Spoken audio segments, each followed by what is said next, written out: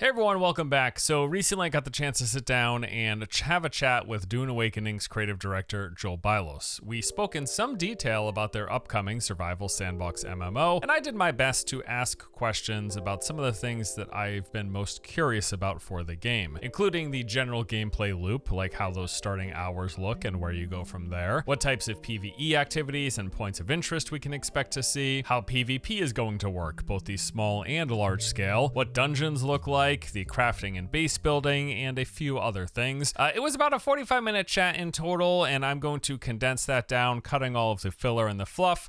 So here is what new things I've learned about Dune Awakening. My first question was, what are the opening hours like for players? Like, what sort of stuff can we expect to see and do in those first, say, 3 to 5 hours? He told me that after character creation, there's a sequence where your ship gets shot down, you crash on the planet, and wake up inside of a cave. And then, quote, it's like a single player, maybe 10-minute tutorial section where we teach you the basics. You'll do a little crafting, you'll learn how to hydrate because that's important in Dune. You'll chat with a character and learn about the dialogue system, and then a bit of combat and a little bit of harvesting, and that is essentially it. After that, he said you leave the instance tutorial area flying into a sandstorm, which results in you crashing once again, but now you find yourself in the Haga Basin, which is the first major open world multiplayer portion of the game. So I asked if there's a particular area that players will arrive when first entering Haga Basin. He said you can think about it a bit like Conan Exiles. There's multiple start points in the bottom of the map. There's, I think, 40 different places that you can spawn, and then you funnel and move upwards through the map from there. He then expanded upon what players will be doing in those first few hours. You'll be learning about water, learning about harvesting, and then building. You build your first rudimentary base, and then because of the worm, you can't really move out from that starting region too quickly. There's too much of a distance. If you try to run across the sand, you'll get eaten by the sandworm. So your first kind of major task is to build a vehicle. At which point he said that you'll be exploring this starting section of Haga Basin, searching through dungeons, ruins, and crashed shipwrecks, looking for the resources and schematics needed for you to build your first bike, which basically makes this section a bit of like soft progression locking, where you have to complete this task before you have the tools needed in order to move forward and progress into the next area. Although he did clarify that this is only really going to be the case right at release, or if you play entirely solo, because later on, anyone can technically come and pick you up in their vehicle that you can use to cross the sands without having to first build your own bike. So for people jumping into the game, say a few days post-release, if you have friends that are playing, they can literally just come and pick you right up straight away after you finish the tutorial section.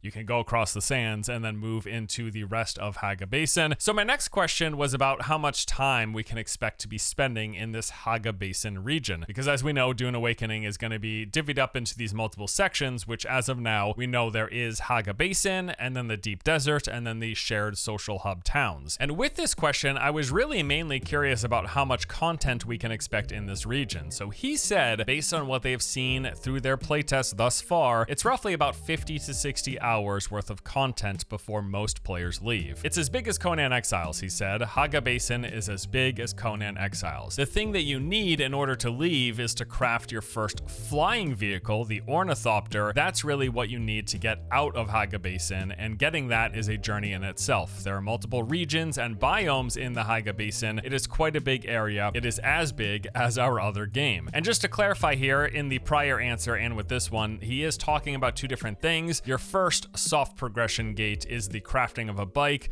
to leave the southern region of Haga Basin, which is basically the starting zone outside of the tutorial. And then beyond that, there is much more Haga Basin, all of these different biomes, places to see, and in those areas is where you're going to be spending that some 50 to 60 hours of game time, leveling, crafting, building, and just progressing your way towards the construction of your flying Ornithopter. And then with that, you can leave finally the Haga Basin region and move into what is essentially the end game in Dune Awakening, which is the Deep Desert. He also made a note here that once you get to this point where you've crafted your Ornithopter, it is just like a straight up flying mount that you would expect to see in any MMO. Once once you have it, you can fly over much of the environment, pretty much everything, and that really changes how you approach the world. In fact, talking about this, he said, "I always knew that scales of traversal would be a thing. So you start off on foot, where it feels much more intimate, then you move to the bike, suddenly things become faster, more accessible, but then when you get the flying mount, everything changes. Harvesting becomes a matter of just flying to the right spots and picking things up. Every time you get one of these vehicle upgrades, it changes your perception of the world. Suddenly things open up." And I think his point in this comment was that they're looking to sort of draw out that experience a little bit. So you're not jumping into having a flying mount immediately and as such skipping over much of the content and the world traversal and exploration. They don't want that to happen too soon in the experience. You will have to go through these many hours of progression as you move your way through Haga Basin before you can eventually make that ornithopter and use that flying mount. Now after that, I asked him what sort of points of interest we can expect to see. This was a big curiosity of mine, like what types of PvE and PvE areas and activities are we gonna see? What is there gonna be to do beyond walking through the desert collecting resources? So he said we have these things called shipwrecks. They are these small self-contained PvP spaces, salvage areas that are considered free-for-all where any player can attack each other. He said that as you approach a wreck, you will pass a threshold and then get a pop-up message that says this is a War of Assassins PvP area. Now why are you going to those shipwrecks? Well, because they're gonna have some valuable resources that you want. But beyond that, he also said we have natural world structures. We have this giant hammer of a rock called Mizrabar. It's a sacred place to the Fremen. Underneath that are different NPC outposts, different factions in the game world that have different outposts in these different areas. There's a giant chasm in the world called the Haga Rift. As you go down into it, it gets deeper and darker, and at this point, all of a sudden, you have to think about the lighting systems down there as opposed to up top. There's an area of the world where things have crashed and created a giant radiation zone, so you're gonna need to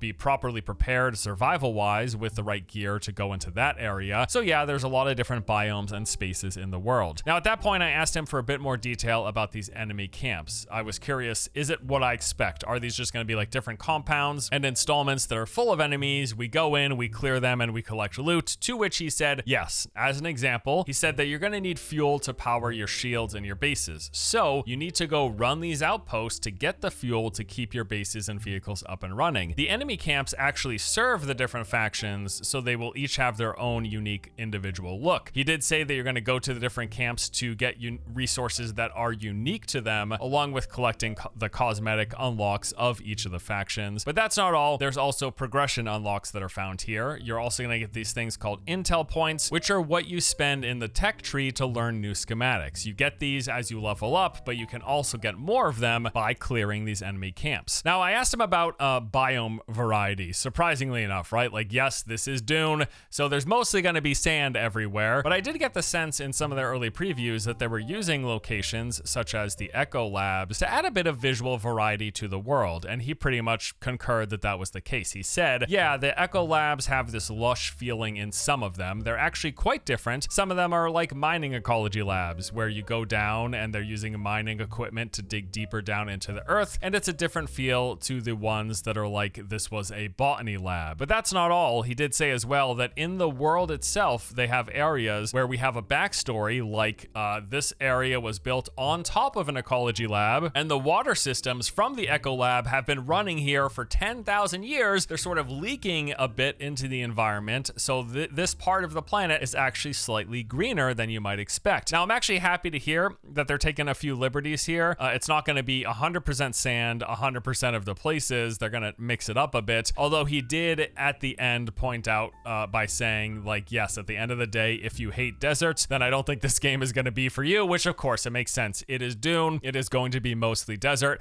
Honestly, it kind of feels like no matter what they did here in terms of adding biome variety or not adding it, they would be dealing with some complaints, right? Although he did add that in the Dune universe itself, it does allow for some of this already. He said, there are things on the planet that we'll do in the future, in future updates, like they have the polar caps. There are ice caps in Dune. It is mentioned in the books. It's part of the lore. They have a tundra area. They have this line that the worms can't cross because it's too much moisture, but we wanted to capture the central Dune fantasy first before we started working on those other areas. Pretty much like lightly confirms like, hey, there's gonna be the snow expansion update as we move into the tundra and the like polar ice cap areas, right? That probably a safe bet that that might happen in the future if they continue supporting this game, right? Well, just throwing that out there. Now, my next question was about endgame. I asked him if they have anything that we would consider endgame, things like group-focused PvE activities. Here's the answer that I got. He said it's going to depend whether it's a PvP activity or not. So the Deep Desert has the big spice blows, and it's really a PvE activity to harvest spice. So you want to have a coordinated group, you want to be flying a transport ornithopter, carrying a sandcrawler, you want scouts, you want people riding point with sand bikes to be dumping out thumpers to keep the sandworm away from you. We do actually really talk about it in terms of raids. He was talking about how the internal team discusses harvesting spice. He said that they say, these are the raids in our game. The boss is the sandworm, except instead of fighting it, you're trying to keep them away. While you're keeping them away, you're also harvesting spice out in the desert, and so that's the kind of coordinated PvE activity. The thing is, though, that this area is a PvP zone, so another guild can show up, and then you have to make those kind of decisions. Are we staying here to defend our harvesting area, or are we moving somewhere else? The activity itself, though, is designed as PvE, but the fact that you're in a zone where that threat can happen means that it can also quickly turn into PvP. So I followed up by asking if they would have any of what I would consider more traditional group-focused PvE content. Like, are they going to have any large-scale, elaborate enemy compounds, for example, with things like a traditional, hey, here's a very large, heavily armored boss of sorts at the end. You go in, you clear it for loot, stuff like that. His response was, there will be some of that stuff post-launch. It's not part of the main plan for launch, just because we wanted to focus on getting the Deep Desert right, having the recurring cycles and all of that. There is a plan, however, to ship some of that stuff post-launch. That is definitely down the alley, like you raid a base to turn off anti-aircraft missiles to gain access to certain resources that you need. That's something in the plans for the future that's concretely on the table. So if it wasn't already clear beyond the survival crafting elements of the game, yes, like there will be PvE activities in things like the enemy camps and going into the Echo Labs. But the main driving factor in this game, especially come the end game and the Deep Desert, it's that PvP conflict. So I did have a few questions about PvP itself. I asked about that PvE scenario that he mentioned, okay? So your guild is out in the Deep Desert, you're harvesting spice together, and then all of a sudden it turns into PvP when another guild shows up. So then my follow-up question was, so another guild shows up, what is that process like? And can 6 other guilds show up? His answer was yes, the desert is fully open PvP. However many players decide to go to a single location, that is the number of players that you're gonna see. However, he did add, you might hit a technical cap. It depends on our server optimization for launch, just to be clear. So I don't know how many players are going to be per server. Like, we gave some numbers, like we'll have a minimum of 40 people in the Haga Basin. We should have more than that in the Deep Desert per server instance. And the server instances are chained together, sort of like server meshing that you've seen a lot of games talking about lately. The Deep Desert, though, is one seamless set of servers chained together, which means it supports a lot more players. If 6 guilds show up and they're 100 players each, I'm not sure we can support 600 people in 1 square kilometer. That might not work. So with him saying that, I responded by asking, how would this be surfaced to players, right? So if like 6 guilds all showed up at a single area to fight over the spice blow, do some portion of them get instanced out of that area? Are they going to be phased and not see each other? But his answer was interesting. He said no. What'll likely happen is as we grow closer to a soft cap, there will be some natural things that occur. For example, sandstorms will come in to drive players away from the area. However, if people insist we're just going to throw up a hard barrier, we have this lore police force in place that can drop hard barriers around specific areas. So basically, this is pretty much what's going to happen whenever Asmongold decides to go anywhere in the Deep Desert. They're probably going to be having these police forces dropping these barriers to cordon people off, right? What's interesting here, though, is learning that they actually do intend for the Deep Desert to be fully open, uninstanced, and no phasing. They're using this server meshing technology to make it so that if you and 100 other people all decide to go to a single area, this say 1 spice blow or 1 enemy base that's out in the desert, you should all see each other at that area at the same time, up until they hit this server issues with player caps within that square kilometer region. And at that point, they're going to start throwing in sandstorms to force people out, or if that doesn't work, dropping those police barriers if things get even crazier. easier. But there is no phasing. There are no 100 different instances of one particular area. If you and 100 or 200 people all want to go to one spot and stand on one grain of sand, you'll be able to do it up until the server threshold issues, and then they're going to do things to mitigate that. But there's no phasing. There's not going to be, I'm standing on this grain of sand and my friend is standing on that grain of sand, but we don't see each other because we're in different phases. That is not something they're going to do, which is really, really interesting. I'm really interested to see how this plays out and if it isn't just a total laggy mess, right?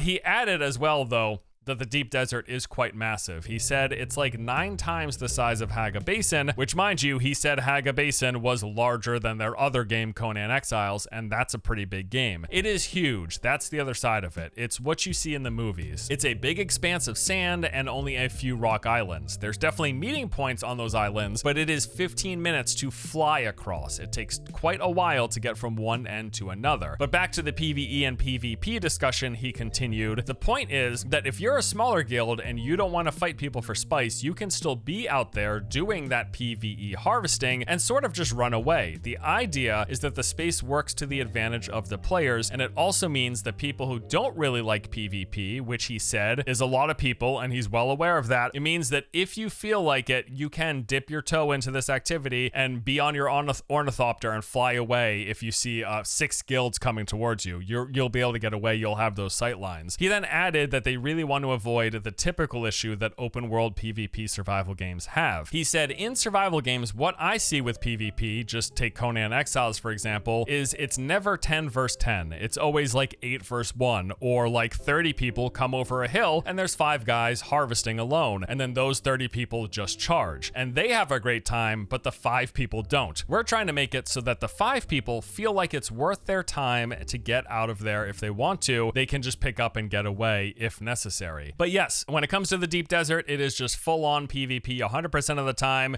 It's gonna turn into Zergfest, but they're gonna have systems in place to try to mitigate too many people being too overwhelming on the servers in one particular location using that server meshing technology that they have. But yeah, it is the case that, like, if you're trying to harvest spice and 6, 7, 8 other guilds show up to push you out of there, they'll be able to push you out of there. You could choose to say, but it's probably not going to go too well for you. And there are things like vehicle destruction. There isn't full corpse looting, but there is things like resource loss. So all of this stuff you're going to have to keep in consideration. Now, a lot of that was really focused on the PvP in the deep desert, but there is also limited PvP that will be happening in the Haga Basin as well. He said it's primarily happening around the crash ships that were mentioned earlier. So the way this will work is you will see ships falling from the sky. It'll happen in real time, and then players will run to those areas because there are valuable resources to collect. However, within that proximity around the ship in that immediate area, it is full on PvP, so you'll have to keep your head on the swivel if you're going in and trying to grab resources and then run away. Also, he mentioned that some select faction bases, those like enemy camps, those can be PvP flagged as well. Not all of them, but there will be a select few. Now, another interesting mechanic in this game that I was curious about are those massive storms that reset the play space, specifically the deep desert. So I asked about that. So the deep desert, he said, has the Coriolis storm that happens every week. It wipes everything, absolutely everything, and changes the landscape. So what was there last week will be different this week. The sand comes in, it wipes everything, and then there's all of a sudden a new ecology lab that you hadn't seen before, or a new shipwreck. There's also new islands, and they're in different places. So you need to go in, you need to reestablish your logistics and resurvey the area to figure out where things are. In the deep desert, you'll get things like items that are only there for that week, and you don't know when they're going to show up next. One specific eco lab might only be there once every 2 months, and for that week, you can go there to get this schematic to craft a unique rifle, and you're the only person that can craft it because you're the only person who found that schematic at that eco lab. And then once it goes away the next week, all of a sudden you could have the super rare resource that no one could get a new one of, and you could sell it on the auction house. You could craft the item and sell it. You'll have a lot of options, or you can just craft it and make it for yourself and your mates. And his mentioning of these unique schematics also had me curious about how gearing works in the game and what the focus is going to be. So I asked him if the main gear hunt is focused on the schematics that you then craft, or am I going to be also finding rifles in the desert. He said, yeah, definitely. It's definitely more about schematics. In WoW, you roll for the loot itself, right? Well, in our game, you get the schematic and then you have to craft it, but that also adds value to you in a few ways because you can then sell it in the auction house. We don't have any sort of bind on pickup. And because this is a survival crafting game, I asked if they're going to have some of what I consider the more important quality of life features in this genre. Specifically, will they have crafting from storage? Will they have auto sort? Will they have deposit similar items when moving from your inventory to chest? And he said yes to all three of those. Thank you so much. Now, the final thing I asked him was to basically walk us through what are considered their dungeons, what they have called their dungeons, which are these eco labs. They're going to be scattered all around the environment. They're going to have like different settings and themings and locations. And he made it clear to me when talking about this that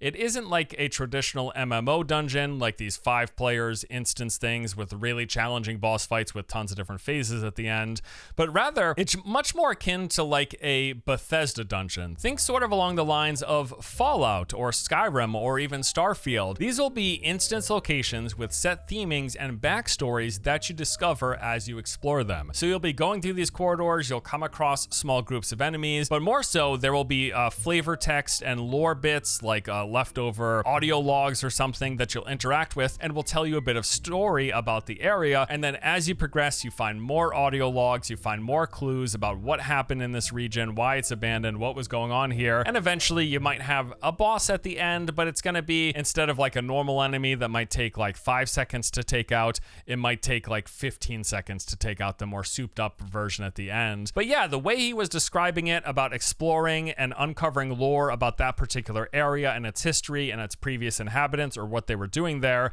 you discover more and more as you progress. It really, as he was sharing it with me, it reminded me so much of like going through a cavern in Skyrim or a location in a Fallout game or in Starfield. It sounded very, very reminiscent of it. In fact, he said himself as they're developing it, something like Fallout's vaults is sort of what they had in their mind, and it sounded actually pretty neat. Now, I personally, I would love more traditional like group focused dungeons with hard bosses and things like that for the loot hunt, but I think these echo labs that they have in the game also sound interesting for what they are. And again, I really think ultimately it's important to keep in mind, it's pretty clear this is first and foremost a survival crafting building game and exploration with a big focus on PvP at the end and some PvE, but the PvE group stuff, the things like raids or the group instance dungeons, that's not really a main focus, at least not as of yet. Maybe that changes a bit in the future. But that just about does it for my interview with Joel. All in all, I thought it was a productive chat. I learned a lot of new things about the game, and I have now a much better picture of what it's going to be like to play. Unfortunately, he didn't give me any insider tips as to when we can playtest the game, so I'm just going to continue hoping it's sometime soon. I do know that they are doing testing right now currently, but it's like strictly NDA, really small scale. I think you can register for a chance to be invited. But in terms of like larger stuff like open beta weekends, I have no idea. I would love to get my hands on the game like this fall or winter or something, but we will see. I'll keep you guys posted. But yeah, I mean, I think Dune Awakening is sounding pretty good. I hope it turns out well. As a fan of survival crafting games, I like PvP, I like open world stuff. Really interested to see how this turns out.